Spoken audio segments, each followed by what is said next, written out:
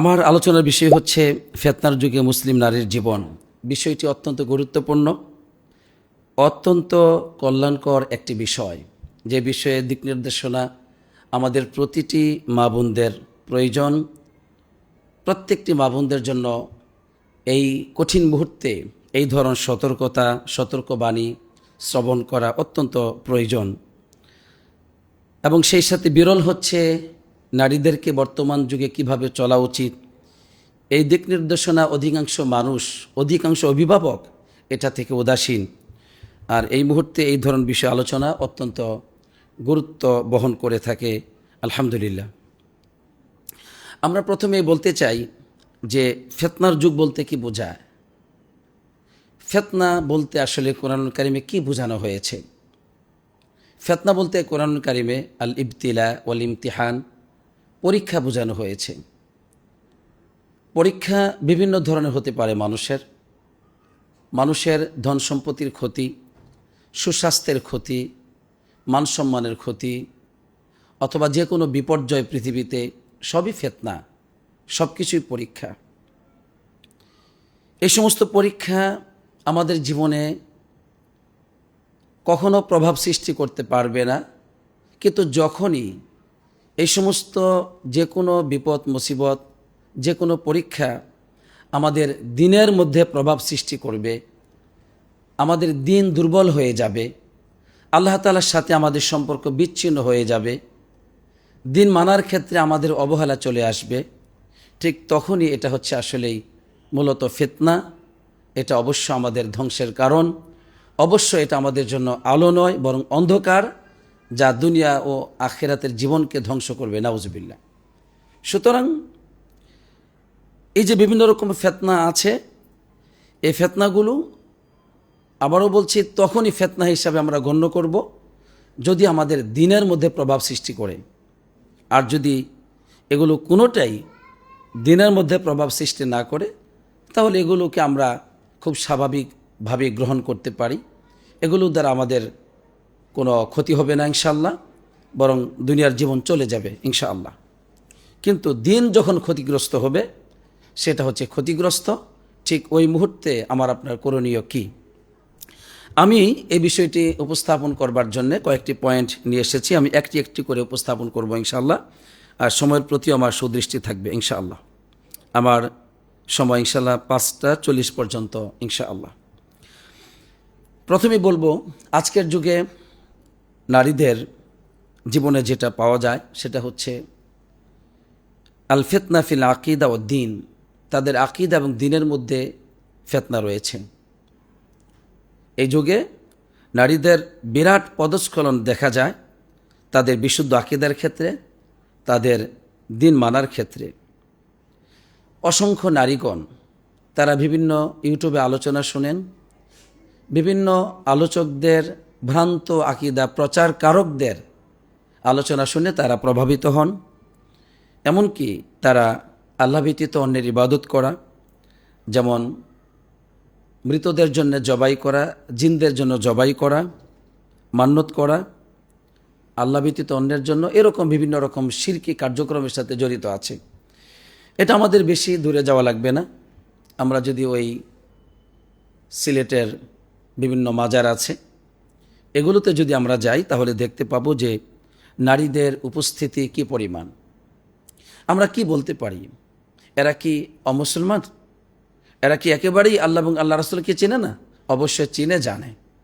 কিন্তু তাদের কাছে যে জ্ঞানটা পৌঁছেছে সেটা হলো অশুদ্ধ একটি, অন্ধকার জড়িত একটি জ্ঞান, যার জন্য ওই জ্ঞান তাদেরকে আল্লাহর পথ দেখাতে পারে নাই।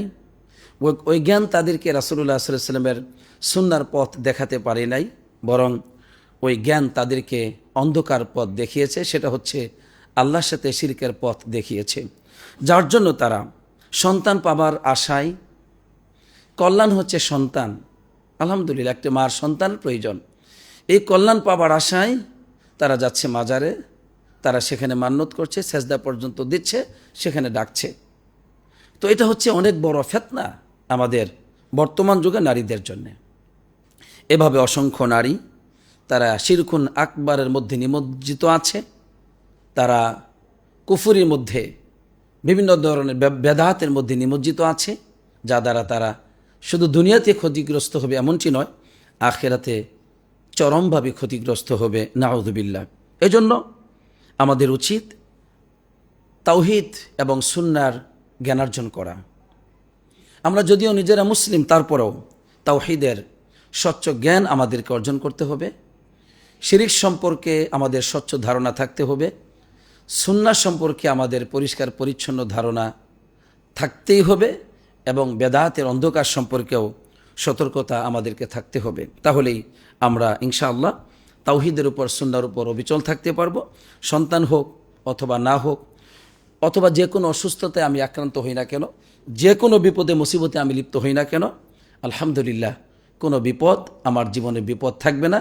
বরং ওই যে আল্লাহ তাআলা যে বলেছেন যে আমি তোমাদেরকে পরীক্ষা করব জানের ক্ষতি দিয়ে, মালের ক্ষতি দিয়ে, সম্পত্তির ক্ষতি দিয়ে, অবাশির সাবিরিন, যারা ধৈর্য ধারণকারী এই বিপদে মুসিবতে, তাদেরকে আপনি সুসংবাদ প্রদান করুন। এর মানে দুনিয়াবী এই বিপদগুলো যখন আমি সবুর করতে পারলাম, এগুলো বিপদ নয়, এগুলো আল্লাহর পক্ষ থেকে রহমত স্বরূপ, ক্ষমা স্বরূপ, আলহামদুলিল্লাহ। তাহলে দিনের মধ্যে এই ফিতনাটি আছে, আকীদার মধ্যে এই ফিতনা আছে, তাই আমাদেরকে এই ফিতনা থেকে বের হয়ে আসতে হবে। সঠিক যারা গ্রন্থকারক তাদের গ্রন্থ আমাদেরকে পড়তে হবে, ভালো লেখকদের, বিশুদ্ধ স্কলারদের লেখাকে আমাদেরকে পাঠ করা উচিত, এবং বিশুদ্ধ আকীদার প্রচারক যারা তাওহীদ সম্পর্কে ভালো ধারণা রাখেন তাদের আলোচনা শুনে আমরা দ্বীন অর্জন করতে পারি। তাহলেই এই ভয়ঙ্কর, এই ভয়াবহ ফিতনা থেকে আমরা বেঁচে যেতে পারবো ইনশাআল্লাহ। অনেকে যাচ্ছে গণকদের কাছে, এখনও আছে, অনেকেই এই সমস্ত কিছু হারিয়ে গেলে জিন কবিরাজদের কাছে যাচ্ছে, আরও জ্যোতিষীদের কাছে যাচ্ছে। এগুলো কিন্তু আমাদের সচরাচর পাওয়া যাচ্ছে, বিশেষ করে নারীদের মধ্যে এর প্রভাব পুরুষের চাইতে অনেক বেশি।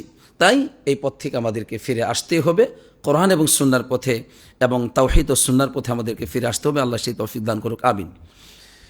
দিনের মধ্যে অন্যতম একটি ফিতনা পরিলক্ষিত হয় নারীদের মধ্যে ব্যাপকভাবে, সেটা হচ্ছে আত-তাহাউনু ফি আদাইস সালাহ। সালাতকে আদায় করার ক্ষেত্রে যথাসময়ে তাদের মধ্যে অবহেলা যথেষ্ট পরিমাণে পাওয়া যায়। দেখা যায় নারীগণ তারা বাচ্চাদের কাজকর্ম করছে সময় মতো, বাচ্চাকে স্কুলে ওঠানো, তাকে সময় মতো নাস্তা দেওয়া, তার স্বামীকে সময় মতো নাস্তা দেওয়া, খাবার দেওয়া, সংসার গোছানো, সব কিছুই তার ঠিক আছে, মাশাআল্লাহ, কোনো কমতি নেই। কিন্তু ফজর, সেখানে ত্রুটি, যথাসময়ে ফজরে ওঠে নাই, দেরিতে উঠেছে, সালাত আদায় করলেও বিলম্বে। জোহরের সালাতের সময় সে ঘুমিয়ে যায়নি, সজাগ আছে, কিন্তু রান্নাবান্নার কাজকর্ম, সাংসারিক কাজকর্মতে বিলম্ব করে সালাতে একদম 2টা, 3টা, 4টা বাজিয়ে দিচ্ছে, জোহরের সালাত আদায় হয় না। এভাবে প্রত্যেকটি ওয়াক্তে তার মধ্যে অবহেলা দেখা যাচ্ছে। এশারের সালাত, গল্পগুজব, এইসব বিভিন্নভাবে সময় নষ্ট করে বাচ্চাদেরকে খাওয়ানো, স্বামীকে খাওয়ানো ইত্যাদি, রাত্রে 1টা, 2টা, 3টার দিকে সে এশা পড়ছে, এরপর ঘুমিয়ে যাচ্ছে, ফজরের খবর নেই। এই যে এটা মহা ফিতনা, প্রত্যেকটি পরিবারে, প্রত্যেকটি নামাজি পরিবারে এটা ফিতনা। বেনামাজিদের কথা আমরা বাদ দিয়ে দিয়েছি, এটা নামাজি পরিবারের মধ্যে এটি ফিতনা। অথচ সালাত, এই সালাতকে যদি আপনি পিছিয়ে রাখেন, আপনার জীবন পিছিয়ে যাবে। সালাতকে বিলম্ব করে, স্বামীর হক আদায় করে স্বামীর সোহাগ পাবেন না, এবং সন্তানকে সুমানুষ করতে চাইলেও সন্তান সুমানুষ হবে না। কারণ আপনি যখন আল্লাহ তাআলার পক্ষ থেকে ফরজ ইবাদত, যা আপনার উপর আল্লাহ তাআলা অবধারিত করেছেন, যে সম্পর্কে কিয়ামতের মাঠে আপনি সর্বপ্রথম জিজ্ঞাসিত হবেন, সালাত সম্পর্কে, সেই সালাতকে আপনি পিছনে রেখে স্বামীর খেদমত করে, সন্তানের খেদমত করে আপনি এগিয়ে যাবেন দুনিয়ার জীবনে, কখনো যেতে পারবেন না। বরং এই স্বামী থেকে ভালোবাসার ক্ষেত্রে আপনি বঞ্চিত হবেন, সন্তানের সম্মান মর্যাদা থেকে আপনি বঞ্চিত হবেন, এবং সন্তান অনেক ক্ষেত্রেই বিপদগামী হবে, আপনার দোয়া কবুল হবে না, নাউযুবিল্লাহ। সুতরাং আমাদেরকে এই মহাফিতনা থেকে বের হয়ে আসতে হবে। আল্লাহ বলেছেন, ইন্নাস সালাতা কানাত আলাল মুমিনিনা কিতাবাম মাওকুতা, সালাত মুমিনদের উপর সময় মতো ফরজ করা হয়েছে। অতএব সালাতকে যত বেশি আপনার জীবনে গুরুত্ব দিবেন, দুনিয়ার অন্যান্য কাজগুলো আপনার জীবনে তত বেশি আল্লাহ তাআলা সহজ করে দিবেন, জান্নাতের পথ আপনার জন্য তত বেশি সহজ হবে। আল্লাহ যেন কবুল করেন, আমিন।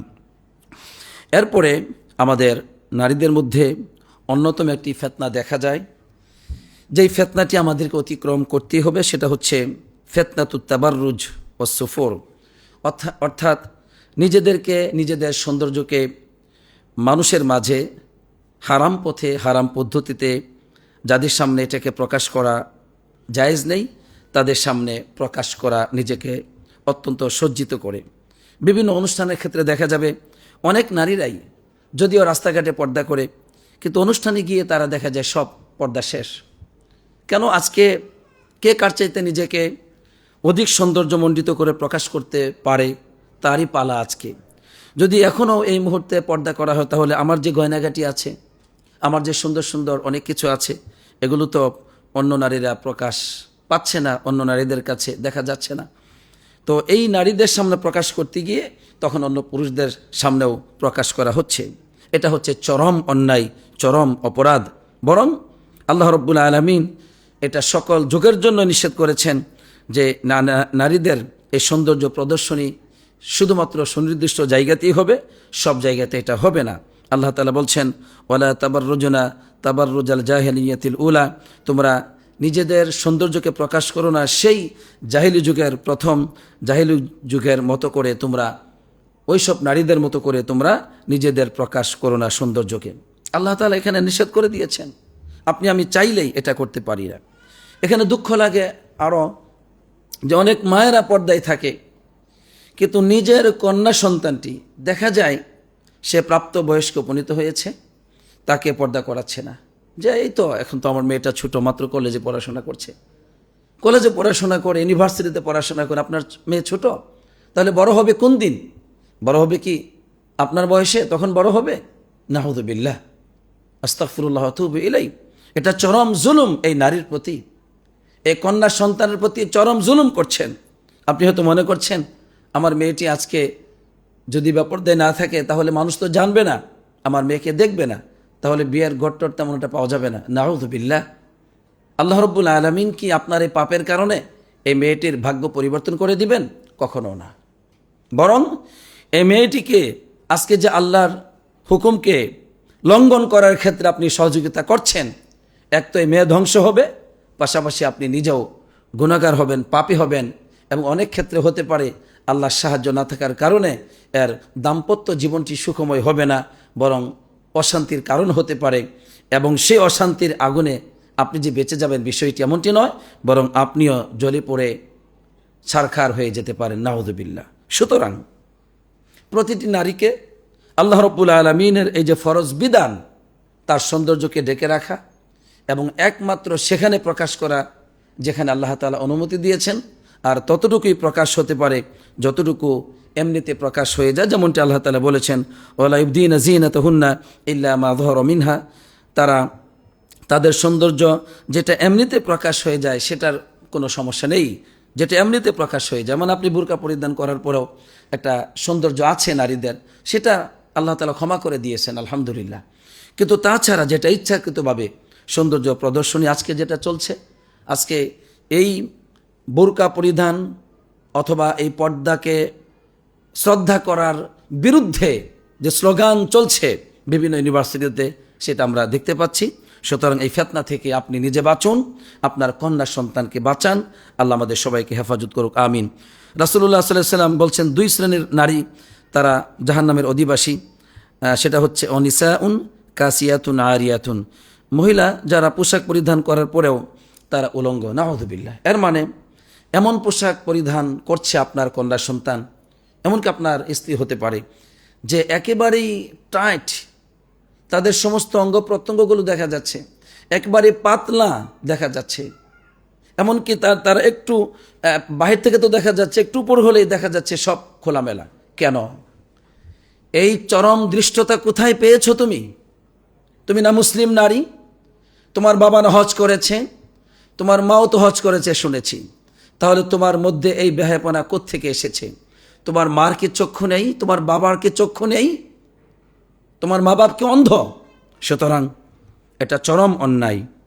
আপনার সন্তানকে জাহান্নাম থেকে বাঁচান, নিজে জাহান্নাম থেকে বাঁচুন। আল্লাহ তাআলা বলছেন, ইয়া আইয়ুহাল্লাযীনা আমানু কু আনফুসাকুম ওয়া আহলিকুম নার, হে বিশ্বাসীগণ তোমরা নিজেরা জাহান্নাম থেকে বাঁচো এবং পরিবার পরিজনদেরকে বাঁচাও। প্রতিটি মা বাপকে উচিত তার কন্যা সন্তানকে এবং ছেলে সন্তানকে জাহান্নামের পথ থেকে বাঁচানো। আল্লাহ আমাদেরকে সেই তৌফিক দান করুন, আমিন। এরপরে বর্তমান যুগে নারীদের মাঝেও অন্যতম একটি ফিতনা দেখা যায়, এটা সবার মাঝেই, সেটা হচ্ছে ফিতনাতু ওয়াসাইলিত তাওয়াসুলিল ইজতিমাই, সামাজিক যোগাযোগ মাধ্যমের যে ফিতনা। আজকে আমরা আমাদের জীবনটাকে যদি হিসাব করি তাহলে দেখতে পাবো অনলাইন আমাদের কতটুকু সময়কে নষ্ট করছে। যদি আমরা একটু হিসাব করি তাহলে দেখতে পাবো যারা ফেসবুক ব্যবহার করে অভ্যস্ত হয়েছি, ফেসবুক তাদেরকে কতটুকু সময় নষ্ট করছে। এমনকি হোয়াটসঅ্যাপ যে প্রোগ্রামটি, এই সফটওয়্যারটাও কিন্তু আমাদেরকে যদিও ব্যাপক ফায়দা দিচ্ছে, কিন্তু সময় কিন্তু কম নষ্ট করছে না। মানুষের সাথে কথা বলা, বিভিন্ন প্রশ্নোত্তর দেওয়া, বিভিন্ন মানুষের সাথে যোগাযোগ রক্ষা করা, এই যে সহজেই অসংখ্য মানুষের সাথে যোগাযোগ, এটা কিন্তু আমাদেরকে কিছুটা কল্যাণ দিলেও অধিকাংশ সময় আল্লাহ তাআলার স্মরণ থেকে আমাদেরকে উদাসীন করছে। কোরআন তেলাওয়াতের সময় আমরা পাচ্ছি না, সকাল সন্ধ্যার জিকির করার সময় পাই না। একটু ধর্মীয় বই পাঠ করতে গেলেই ওই ফোন, ওই মেসেজ, ওই সমস্যা, ওই সংবাদ, অমুক মারা গেছে, অমুক হাসপাতাল, অমুকের এই সমস্যা, গোটা পৃথিবীটা আমার সামনে উপস্থিত। আমি পাচ্ছি না আজকে মনোযোগ দিয়ে সালাত আদায় করতে পারছি না, আমি পারছি না আজকে কোরআন তেলাওয়াত করতে, আজকে পারছি না আমি জিকির করতে, আজকে পারছি না আমি একটু নীরবে নিস্তব্ধে আমার রবের কাছে আমার কামনা বাসনাগুলো ব্যক্ত করব, আমি তার কাছে ক্ষমা চাইব। এই সুযোগ, এই সময় আমার হচ্ছে না। যেই নারী রাত্রে 12টা 1টায় ঘুমাচ্ছে, সেই নারী তাহাজ্জুদ কখন পড়বে? কখন পড়বে? যে রাত্রিবেলা ঘুমায়নি, এই নারী আজকে সারাদিন ফরজ সালাতগুলো কিভাবে আদায় করবে সময় মতো? তার মাথা ঠিক থাকবে না। তো এই জন্য এই যে ওয়াসাইলু তাওয়াসুল আল ইজতিমাই, আমাদের এই সামাজিক যোগাযোগ মাধ্যম, এটা আমাদেরকে নিয়ন্ত্রণ করতে হবে। আমরা একেবারেই বাদ দিতে পারবো না, কারণ এর সাথে আমাদের জীবনের সম্পৃক্ততা রয়েছে। এটা চাইলে আমরা এটা থেকে মুক্ত হয়ে চলে আসতে পারবো না, কিন্তু আমাদেরকে নিয়ন্ত্রণ করতে হবে। আল্লাহ রাব্বুল আলামিন আমাদেরকে বলেছেন, ইয়া আইয়ুহাল্লাযীনা আমানু লা তাত্তাবিউ খুতুওয়াতিশ শাইতান, হে বিশ্বাসীগণ তোমরা শয়তানের পদঙ্ক অনুসরণ করো না। শয়তান এই আমাদের সন্তানদেরকে, আমাদের নারীদেরকে, সারাদিন অনেকের কোনো কাজ নেই, এমনকি রান্নাবান্নাও করতে হয় না অসংখ্য নারীদের, কাজের লোকজন আছে অথবা মা আছে, মেয়েটা সারাটা দিন ফেসবুকের মধ্যে হাবুডুবু খাচ্ছে। আপনার মেয়েকে রক্ষা করতে হবে না? আপনার মেয়ে যে গান বাজনা, তার যে চক্ষুকে হেফাজত করছে না, এটা কি পাপ হচ্ছে না? তাকে বাঁচাতে হবে, অবশ্যই বাঁচাতে হবে। এজন্য আমরা এতটুকুই যথেষ্ট মনে করি, সতর্কবাণী, যে অনলাইনের নিয়ন্ত্রণ আমাদের মধ্যে থাকতে হবে। আপনার স্ত্রীকে আপনি যেমন ইচ্ছা তেমন অনলাইনের জগতে সামাজিক যোগাযোগ মাধ্যমকে গ্রহণ করতে দিবেন, কোনো সুনির্দিষ্ট শর্ত ছাড়াই হাতে তুলে দিবেন। এই মোবাইল ফোনগুলো ক্ষতি হচ্ছে। একসময় স্ত্রী হারাচ্ছে, কন্যা সন্তান হারাচ্ছে, মেয়েকে নিয়ে অনেক বড় স্বপ্ন ছিল, আজকে তার সেই স্বপ্ন নষ্ট হয়ে গেল। এগুলোর কারণটা কি? কারণটা হচ্ছে আপনি অনলাইনকে নিয়ন্ত্রণ করেন নাই, সামাজিক যোগাযোগ মাধ্যমের নিয়ন্ত্রণ আপনার মধ্যে ছিল না, যার জন্য আজকে আপনি ক্ষতিগ্রস্ত হচ্ছেন। নাউযুবিল্লাহ। নারীদের মাঝে অন্যতম একটি ফিতনা হচ্ছে ফিতনাতুল মাল, সম্পত্তির ফিতনা।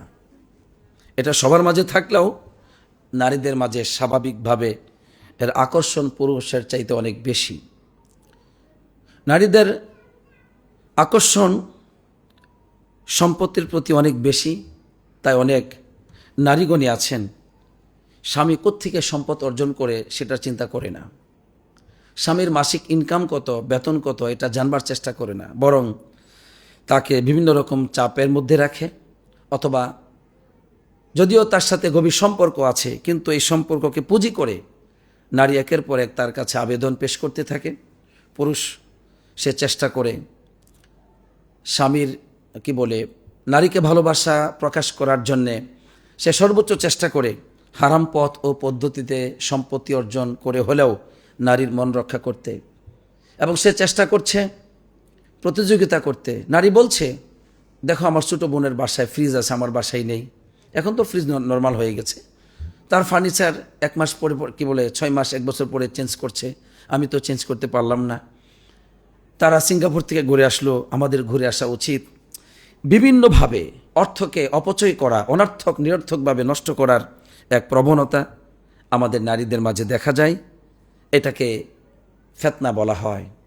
কারণ যেই দুনিয়ার উপভোগ আমাকে আল্লাহর পথ থেকে বিভ্রান্ত করছে, আমার স্বামীকে হালাল পথে উপার্জন থেকে বিমুখ করে হারাম পথে উদ্বুদ্ধ করছে, সেটা নিঃসন্দেহে ফিতনা এবং সেটা দিনের মধ্যে ফিতনা।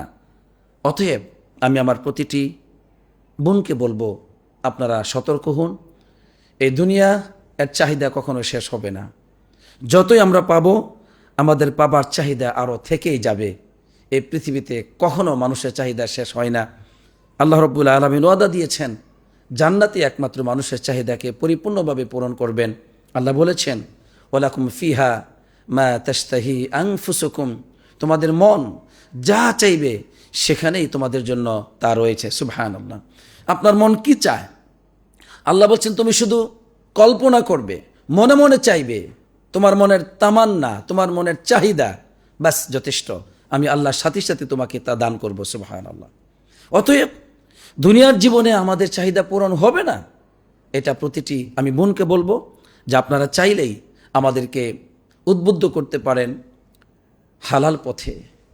একটি নারী যদি বলে তার স্বামীকে, খবরদার আমি না খেয়ে থাকবো, তবু হারাম উপার্জন একটি টাকাও তুমি আমার পরিবারে প্রবেশ করাবে না।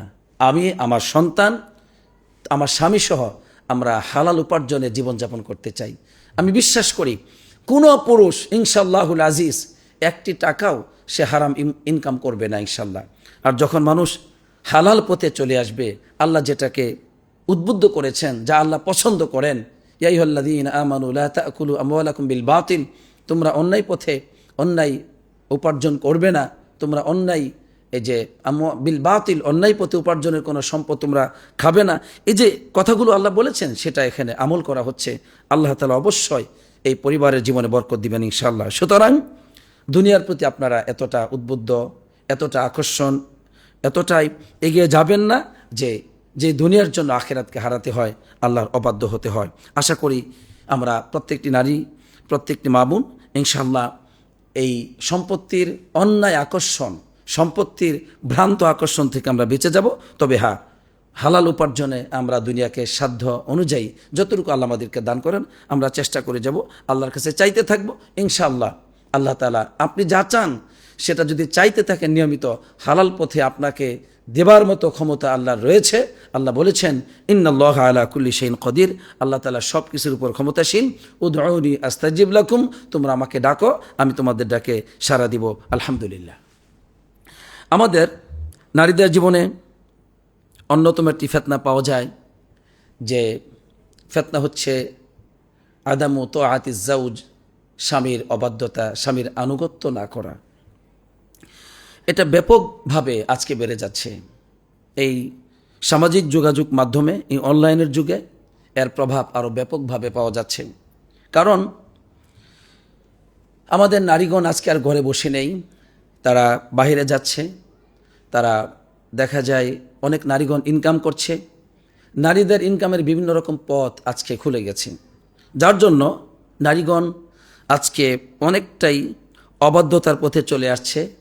অনেকে বলে যে নিজের ইনকাম করে জীবনযাপন করব, তবুও কোনো স্বামীর আনুগত্য করতে পারবো না। আমার কাছে সেটা একটা পরাজিত জীবন মনে হয়, একটি বন্দি জীবন মনে হয়। যার জন্য অনেক নারীগণ তারা নিজের পায়ে দাঁড়িয়েছে, সরকারি চাকরি করছে অথবা বেসরকারি চাকরিতে ভালো ইনকাম করছে। স্বামীর আনুগত্য থেকে সে বের হয়ে যাচ্ছে, স্বামীর কোনো কথা শুনতে রাজি না, এবং স্বামীকে বলছে প্রয়োজনে তালাক দিয়ে দাও, আমি এর চাইতে বেশি করতে পারবো না। এটা কেন হলো?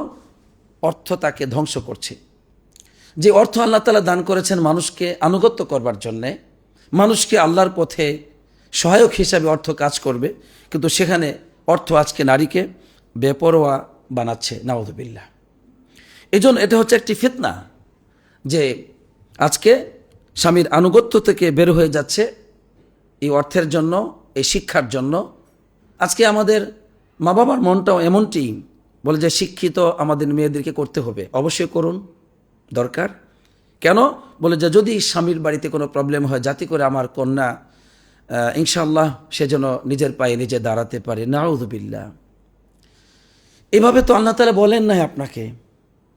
নারীকে তো এই জীবন আল্লাহ দেন নাই যে তুমি তোমার উপার্জন করে চলবে, না।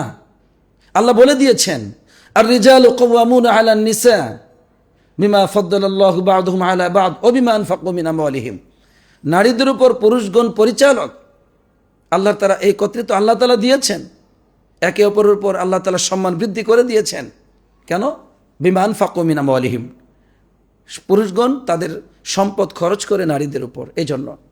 তাহলে আল্লাহ সুবহানাহু ওয়া তাআলা এখানে দায়িত্বভার আল্লাহ নিজে দিয়েছেন। নারীদের দায়িত্ব হচ্ছে পুরুষদের উপর, ছেলেমেয়েদের দায়িত্ব মা বাবার উপর, স্ত্রী এবং সন্তানের দায়িত্ব বাবার উপর। এই সিস্টেম আল্লাহ দিয়েছেন। এই ওয়াজিব, একটা বাবার উপর ওয়াজিব তার সন্তানের ভরণ পোষণের দায়িত্বভার গ্রহণ করা। একজন স্বামীর উপর ওয়াজিব তার স্ত্রীকে ভরণ পোষণ দেওয়া। একটি কন্যা সন্তানকে আপনি আরেকটি পুরুষের কাছে তুলে দিবেন, এই পুরুষ হবে তার পরিচালক, তার সম্মান মর্যাদা রক্ষা করবে, তাকে খাবার দিবে, তাকে পোশাক দিবে, তাকে বাসস্থান দিবে। এইসব বিষয় নির্ধারণ করেছেন আল্লাহ তাআলা। আর আপনি কি করলেন যে না, আমার কন্যাকে কোনো পুরুষের কাছে রাখবো না, বরং আমার কন্যা নিজের পায়ে নিজে দাঁড়াবে। বাহ, কি সুন্দর সমাজ উপহার দিতে চাচ্ছেন। আপনার কন্যাকে কি শিখাচ্ছেন আপনি? এটা চরম ফিতনা যে নারীগণ আজকে স্বামীর আনুগত্য থেকে বের হয়ে যাচ্ছে। না, বরং স্বামীর আনুগত্য করতে হবে। এটা আল্লাহ তাআলা ওয়াজিব করে দিয়েছেন, এটা জান্নাতে যাওয়ার পথ। এজন্য একজন নারীর জীবন জান্নাতে যাওয়ার সাথে সম্পৃক্ত করেছেন আল্লাহ তাআলা স্বামীর আনুগত্য করা। ও আতাআত যাওজাহা, একজন নারী বেশ কয়েকটা কাজ করলে জান্নাতে যাবে, তার মধ্যে একটি হচ্ছে ও আতাআত যাওজাহা, সে তার স্বামীর আনুগত্য করে। হ্যাঁ, স্বামী যদি আপনাকে আল্লাহর অবাধ্যতার কথা বলে তাহলে আপনি আনুগত্য করবেন না। অতএব এই যুগে আমি প্রতিটি বোনকে বলবো, স্বামীর আনুগত্য করুন আল্লাহ সন্তুষ্টির জন্য, জান্নাতে যাবার জন্যে। যেভাবে জান্নাতে যাবার জন্য আপনি সালাত আদায় করছেন, আপনি সিয়াম পালন করছেন, আপনি তাহাজ্জুদ নামাজ পড়ছেন, অনুরূপ স্বামীর আনুগত্য করুন জান্নাতে যাবার জন্যে, আল্লাহ তাআলার নৈকট্য হাসিল করার জন্যে। আলহামদুলিল্লাহ। অনুরূপভাবে প্রতিটি মা বাপকে বলবো, আপনার কন্যা সন্তানকে শিখান যে দেখো মা, তোমাকে স্বামীর আনুগত্য করতে হবে। তোমার জীবনে আরেকটি চ্যাপ্টার আছে, সেটা হলো স্বামীর আনুগত্য করা। এটা আপনি শিখান। মা বাপ এটা শিখাবে, এটা ইউনিভার্সিটি শিখাবে না, সন্তানকে আপনি শিখাবেন। যেভাবে শিখাচ্ছেন তোমাকে সুশিক্ষিত হতে হবে, তোমাকে লেখাপড়া করতে হবে, এই করতে হবে, সেই করতে হবে, ঠিক অনুরূপ শিখান তোমাকে স্বামীর আনুগত্য করতে হবে। তাহলে সন্তান সুমানুষ হয়ে যাবে, সে যে কোনো পরিবারে যাবে, সেখানেই সুন্দর জীবন গঠন করতে পারবে ইনশাআল্লাহ। অনুরূপভাবে আজকে আরেকটা ফিতনা দেখা যায় যে নারীদের মাঝে, সেটা হলো সন্তানকে বিপথে লালন পালন করা। যেটা একটু আগে বলেছি এর সাথে সম্পৃক্ত। সন্তানকে কোরআন এবং সুন্নাহ শিক্ষিত করতে অনেক মায়েরা রাজি নন। তাই দেখা যায় কোরআনের শিক্ষা সামান্যতম তারা ঢুকাচ্ছে না। তারা বিভিন্ন স্কুল, ইংলিশ মিডিয়াম ইত্যাদি সব কিছুই ঠিক আছে, কিন্তু কোরআন এবং সুন্নাহর জ্ঞান থেকে আমাদের সন্তানদেরকে তারা বঞ্চিত করছে, এই কারণে যে এগুলো শিখে তো খাবার থাকবে না। তো এটাও একটি নারীদের মাঝে ফিতনা। অনেক বাবার আমাদেরকে বলেন যে আমি চাই আমার ছেলে মেয়ে কোরআনের হাফেজ হবে, আলেম হবে, বা ধর্মীয় শিক্ষা শিক্ষিত হবে, কিন্তু আমার স্ত্রী কোনোভাবেই রাজি না, আমার শ্বশুর বাড়িরা একদম রাজি না। আমরা বলবো না আপনার সন্তান আলেম, অনেক বড় আলেম হওয়া লাগবে, এটা আপনার উপর ফরজ, এটা আমরা বলবো না, কিন্তু কোরআন এবং সুন্নাহর জ্ঞান অর্জন করতে হবে, এটা কিন্তু ফরজ। যতটুকু জ্ঞান তাকে আল্লাহর পথে পরিচালিত করবে। সুতরাং এই ফিতনা থেকে আমাদেরকে বাঁচতে হবে। আল্লাহ সুবহানাহু ওয়া তাআলা আমাদের সবাইকে এই ধরনের ফিতনা থেকে হেফাজত করুক, আমিন। সর্বশেষ একটি পয়েন্ট বলে আমি শেষ করব, সেটা হলো আজকে নারীদের মাঝে অন্যতম ফিতনা হচ্ছে যে ফিতনা হচ্ছে আস-সাদিকাত আস-সাইয়্যাত, খারাপ বান্ধবী। খারাপ বান্ধবী, এটা হচ্ছে নারীদের জীবনে অন্যতম একটি ফিতনা। বর্তমান যুগে, অনলাইনের যুগে এই ফিতনা ব্যাপক আকার ধারণ করেছে। তাই আমাদেরকে বন্ধু চয়ন করার ক্ষেত্রে আপনাকে অবশ্যই সঠিক দৃষ্টি রাখতে হবে, সুদৃষ্টি রাখতে হবে যে কার সাথে আপনি চলাফেরা করছেন, কার সাথে আপনি জীবনযাপন করছেন। যেই বান্ধবীর সাথে চলাফেরা করার মাধ্যমে আল্লাহর জন্য সহায়ক হয় না, ওই বান্ধবীকে দেখলে আল্লাহর পথের কথা স্মরণ হয় না, ওই বান্ধবী আপনার সঠিক বান্ধবী নয়। আপনি তার সাথে বন্ধুত্ব করুন যাকে দেখলে আল্লাহর কথা স্মরণ হয়, যার সাথে চললে পরে আল্লাহর আলোচনা করা হয়, আল্লাহর জিকির করা হয়, আল্লাহর আনুগত্যের দিকে আসা হয়, তাকে আপনি গ্রহণ করুন। তাহলেই আপনি এই ধ্বংসের পথ থেকে বেঁচে যাবেন। আলহামদুলিল্লাহ। তো আমি এই মুহূর্তে আমার আলোচনা শেষ করছি।